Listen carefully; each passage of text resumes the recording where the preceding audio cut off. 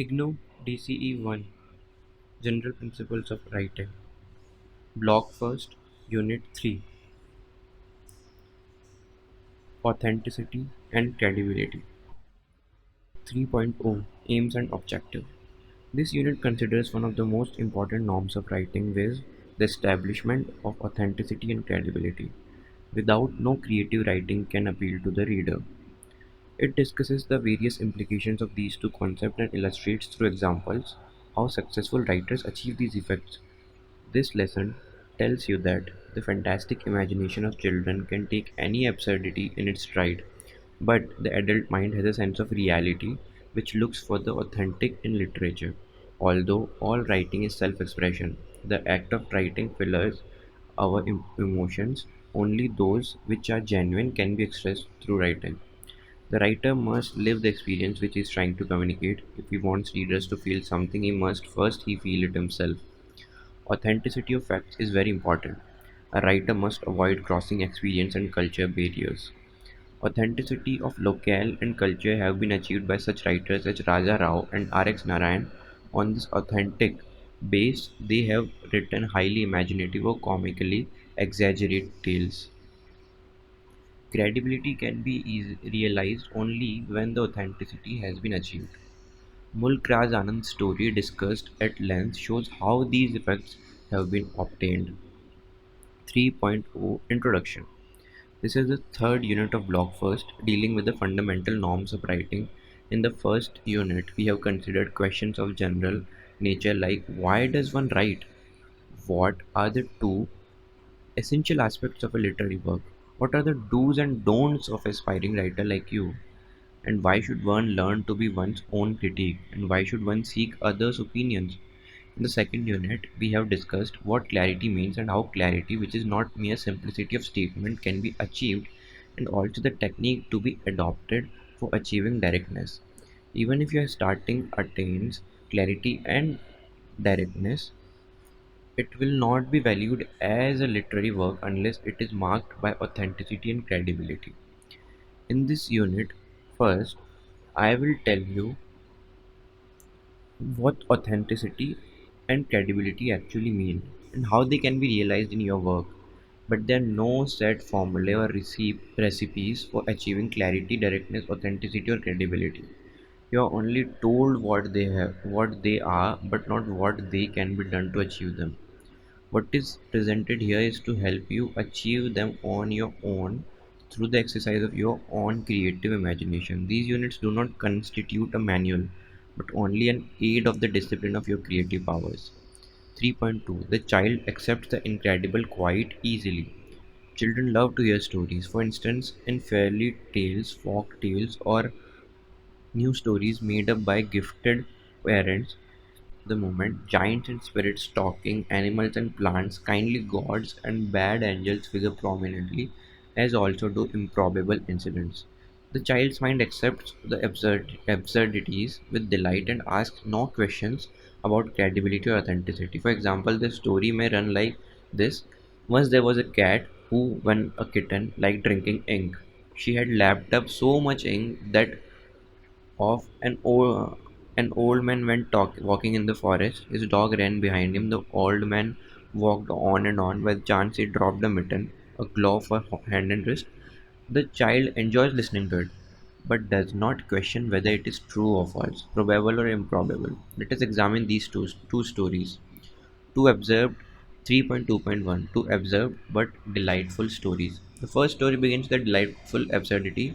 The second begins normally enough but soon becomes quite funny. Let us say that first a mouse enters the mitten, making it a home.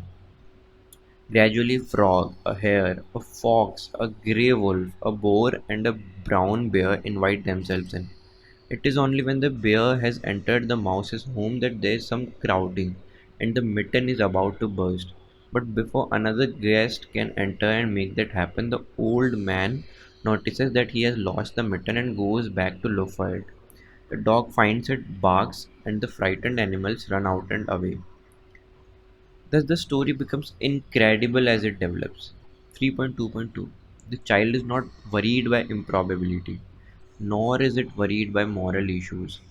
The child finds nothing improbable in these stories as he is prepared to accept any odd event for the sake of the story, just to find out what happens next. The important thing for the child is that the thing should keep happening. He is not worried about the moral implications here. For instance, consider a story like the following. A tiger comes, eager to rescue his friend the jackal, who has fallen into a trap. The jackal has no hesitation in using the tiger for his escape, letting him fall into the trap and getting killed in the end. This child may feel sorry for the tiger, but will not condemn the jackal for his act of betrayal. 3.2.3 A sense of reality, however, comes later. As the child grows up, however, he develops a sense of reality. He is no longer willing to accept improbabilities. He measures up other people's narration of events against his own experience, his own standards of credibility. In this particular unit, we are concerned with authenticity and credibility as two basic features of adult writing. The logic of children's literature being rather than different, it will be discussed in course 4. Writing is a form of self expression even with children. The desire to write, the urge to write, if you will, arises from one's necessity to express oneself. This is how all writing begins. When children start writing, whether it is about an imaginary word or a real one, is this the compulsion to express what they think and feel that is foremost in their minds. They do not necessarily want others to read what they have written in. In fact, some are very secretive about their writing and hide it in cleverly thought out places. 3.3.1 The act of writing itself tells the writer which of his feelings are not sincere and which are. Writing offers a release to the writer of any age. It is an act of self expression so powerful in its intensity that those who have felt the urge exhaust themselves doing it for the most time being. At least, having done it once successfully, they must go on performing the same task repeatedly. They find the act of creation sacred because it is the process of writing that the writer is confronted with his feelings and ideas more concretely. Moreover, what he cannot bind down with words will escape, and he can bind down only those which have substance, which are authentic, which have intensely lived in his mind. It is at the moment of writing that the writer realizes that only some feelings become true through exact expression, some which are fleeting, casual, and insincere refuse to be bound in language. 3.3.2 In writing, authenticity of emotions is measured by authenticity of expression. Thus, we find that for a writer, authenticity of emotion is measured by authenticity of expression. The poet, the short story writer, the novelist, and the dramatist are all trying to express through different mediums the visions of life as revealed to them through their experiences, feelings, and meditations. They find that the ordinary prose or sing song's verse cannot express the emotions, which are complex and sometimes impalpable. They must find the right combination of words, the right tone, the right rhythm to express what they want to say. They must, in other words, find their own authentic voice, not merely borrow ready made images, ideas, or speech. For a writer, what authenticity means is he must himself believe what he wants others to believe. Authenticity therefore comprises for the writer not only emotions but also expression. Every writer keeps trying to achieve perfection in this, although only a few succeed sometimes after a very long wait. That is why the craft of writing is not an easy one to practice. There are many ways of seeking truth. For the writer, the first step is to ensure that what he wants others to feel, he himself feels, that it has become a part of himself. Authenticity of facts. It is needless to say that the truth of facts lies at the very root of authenticity of feelings. One cannot merely imagine a death and write a good poem of grief. One cannot invent a beloved and write a true poem of love. One cannot construct out of one's head a working class home and write a story of the hopes or despairs of working class people. Writers have sometimes tried to do so, and although they may have fooled some, they could not have succeeded for long. Behind an authentic feeling must lie an authentic object, an authentic background, a truth of experience. The writer must possess the power of accurate observation and a good memory to hold the details. 3.4.1 The experience barrier, dangerous to cross it. There is such a thing as an experience barrier. We are born in one sort of family, live with a particular group of people, have a certain kind of social and cultural inheritance, and go through a limited number of experiences. These present the picture of life as we see it. It is possible through wide reading to get to know of other peoples and their lives, yet that kind of knowledge can never be direct and as deep as one we have lived ourselves. Without direct experience, we try to portray an area of reality from which we have been excluded. Or creative writing will sound hollow. One common example of this kind of insincerity is when writers with a middle class background are tempted to portray life as lived in the high society, upper class, westernized, immoral, or carefree. Similarly, when writers with preeminently rural or urban backgrounds wish to cross their experience barrier and write on urban or rural themes about which their knowledge is scanty, they fail to convince the reader. Only great writers are able to cross this barrier with the help of their powerful imaginations. 3.4.2 Experience barrier between cultures. It is similarly dangerous to write about other cultures without going deeply enough into the culture. One of the reasons why very few Europeans have written with any measure of understanding about India is surely that the penetration ratio into our culture has been superficial. It matches some of the superficial observation we tend to make about other cultures, the British, the American, the African, and so forth. A recent novel written by a foreigner who has lived long enough in India, a tea party is described with lot of amused observations. The principal of a private coaching institution has invited his staff to a tea party, and among the invitees is a junior member who has come with his pregnant wife. To most of the staff who are quite poor, the tea party seems to be an opulent affair. There's much dressing in one's finery. Everyone talks in a stilted fashion using Victorian English of a ripe vintage, and many sycophantic compliments are paid to the host. When food is served, everybody tries to be discreet and genteel, with the result that they all eat so little, all except the pregnant wife of a junior teacher. She is fond of sweets, though in her married her husband could satisfy this craving fully, only once. In any case, either because of her deprivation or because she is pregnant, this is reason also hinted at. She makes a grab at the sweets and eats them greedily. It is all so funny, the account of the tea party, the writer seems to say, all so funny yet all so sordid. How cross culture reads can violate norms of decency.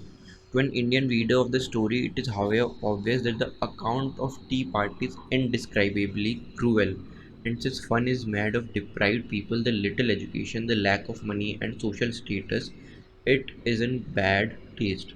The author does not see, because the author has not penetrated into the culture of characters ridiculed, that behind much of what seems to be funny lies inescapable servitude and poverty.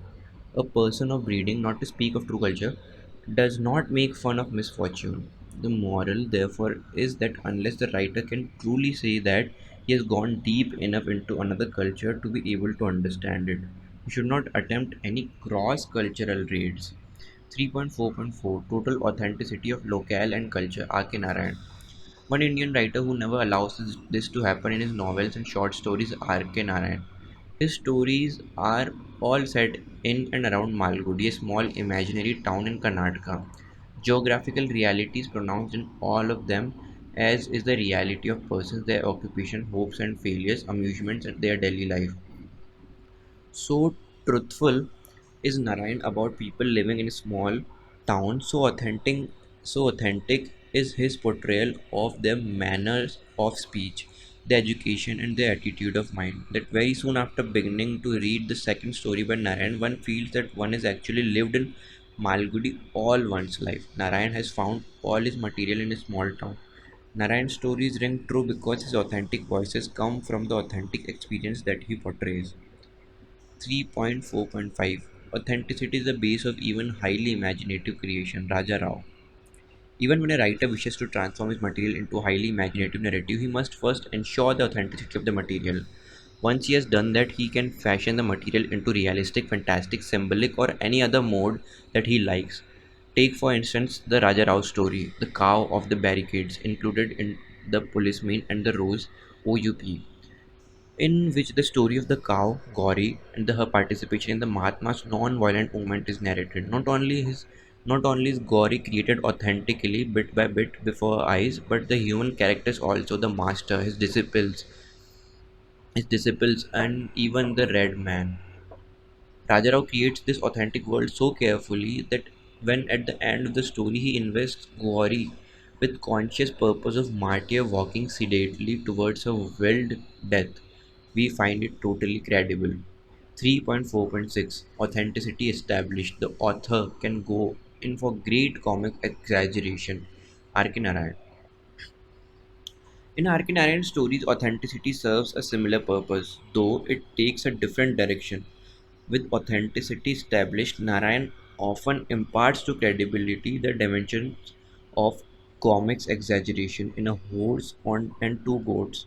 Included in a horse and two goats vision books, Narayan takes 8 pages to create the world of story, the village of Kritam, Muni, the owner of two goats, his long suffering and shrewish wife, the shopman, and finally the terracotta horse. This is done at a leisurely pace till the stage is completely set for the red-faced man to arrive in a new sort of vehicle which looked both a motor car and bus. When Muni takes him to a policeman, the comedy starts. Muni's knowledge of the red-faced man's language is confined to a simple yes-no, spoken at once. The red-faced man cannot understand a word of the Chashte Tamil which Muni speaks and for which the village of Kritam is famous. They however carry on a conversation for the next 13 pages talking at cross purposes. No one can tell what he was planning to say, as the other interrupted him at this stage to ask, "Boy, what is the secret of your teeth? How old are you?" The old man forgets what he had started to say and remarks, "Sometimes we do lose our cattle, jackals, or cheetah may sometimes carry them off, but sometimes it is just theft from over in the next village, and then we will know who has done it. Our priest of the temple can see in the camphor flame the face of the thief. When he is caught, he gestures with his hand to suggest a perfect mincing of meat." This kind of dialogue continues. The stranger wants to buy the horse. Money thinks he is offering to buy his goats and finally walks away with 100 rupees, leaving his goats behind. While the red faced man is expecting Money to offer hand to carry the horse to his car. Then the Americans and Money start talking. The conversation is funny enough, but as they go on talking, the exchanges rise to level of comic unreality. So perfect is the misunderstanding, yet to show each is that he can understand the other. 3.4.7 Authenticity makes all the difference between great comedy and situation comedy. Had authenticity not been established right at beginning over 8 carefully worked out pages, the dialogue of comic misunderstanding, the funny dialogue would have remained merely funny. Competent situation comedy, but just that, not the core of a great comedy. 3.5 Credibility stems from authenticity. Credibility thus emerges from authenticity. In that sense, the credibility is not an obsolete idea. It relates to the degree of authenticity that the writer has been able to achieve. A factually correct event may appear too incredible in writing if the author has failed to give it life authenticity. We all know what suffering is, yet in some writing, the account of suffering leaves us untouched, whereas in some others we find it deeply moving. The difference between the first and the second lies entirely in the element of authenticity, the successful establishment in the writing of the true voice of feeling. 3.5.1 Authenticity and Credibility. A close look at Mulk Raj Anand's The Lost Child. Let us now examine a story titled The Lost Child, written by Mulk Raj Anand. A story that aptly illustrates what we have so far said about authenticity and credibility. Fortunately for us, he had himself provides the background to the story. He was doing research in philosophy in London and he found his work very hard. I could not master the whole of European thought quickly. I did not know Greek or Latin or German or French. I was advised by my professor to be honest and accept the fact that I did not know very much. But I struggled all the same late into the nights, read huge tomes and brooded. But the more I read, the more I felt lost. Then I remembered the some words of Guru Nanak, who had once said, "We are all children lost in the world fair." I went to sleep brooding on these words. In the early hours of morning, I recalled that I had been physically lost in a fair at the age of 6 in Kaleshwar village on the banks of Bias river in the Kangra valley. I had strayed away from my parents looking at a juggler's trick, and was crying for my mother and father when I could not find them. All the thing I had wanted my parents to buy for me, the balloon, the sweets, the flowers. I did not want any more. I only cried out, I want my mother, I want my father. Someone picked me up and tried to console me, but I was inconsolable and cried, I want my mother, I want my father. I wrote that experience of my childhood in the early morning as I had had the experience of being actually lost. The narrative was authentic and true to my experience, only I did not put it down in terms of myself, but I unconsciously wrote about a child, any child who might get lost in the way as I had got lost. 3.5.2 How Anand establishes authenticity. Anand says that the story was authentic because he had the experience of getting lost. However, it is not the same thing to have an experience to be able to write about it with an authentic voice. Mere experience does not give a writer the authentic tone in writing. It has to be created skillfully.